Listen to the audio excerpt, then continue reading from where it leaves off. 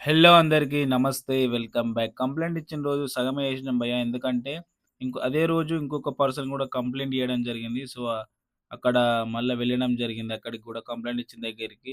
So, ఇగ ఈ sir ఏం చేసిండంటే మళ్ళా మా ఇన్‌చార్జ్‌కి కాల్ చేసి సగమే ఏసిర్రు, ఏం చేసిర్రు అనుకుంటా కంప్లెయింట్ మళ్ళా కంప్లెయింట్ చేసిండట.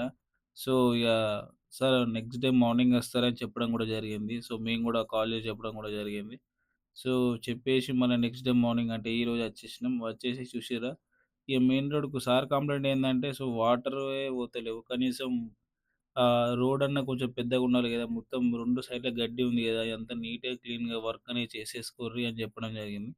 సో, ఇగ మేము గూడా గడ్డి ఏం లేకుండా నీట్‌గా, క్లీన్‌గా వర్క్ అనేది చేసుకుంటున్నాం. కొంచెం సేపు టీ బ్రేక్ తర్వాత మళ్ళీ వచ్చినాం డ్రైనేజ్ క్లీన్ జేయనీకి. కొంచెం ఈ కచ్చకాలువ ఉండే కొంచెం ఆడదాకా ఈడ డ్రైనేజ్ ఫెసిలిటీ లేదు. సో, అది మొత్తం నీట్‌గా క్లీన్‌గా చేసుకుంటున్నాం. ఇది ఎప్పుడో కొట్టేసిన చెట్టు, ఆ వేర్లు మొత్తం ఇగ లూజ్ అయిపోయింది. చెట్టు మొత్తం ఎండిపోయింది. సో, మొత్తం ఏం లేకుండా పీకేసిర్రు మా వోళ్ళు చూసిర్రా? గంత పెద్దగున్నాయి ఆ వేర్లు. అది ఏం వేరో తెలీదు. సో, చూసిర్రా ఎంత మంచిగా వర్క్ అనేది చేసుకుంటున్నాం. రోడ్ గూడా వెడల్పయింది. ఈ చిన్న కచ్చ కాలువ ఎందుకంటే డ్రైనేజ్ లేదు. సో, వాళ్ళ వాటర్ మొత్తం బయటికే వస్తాయి.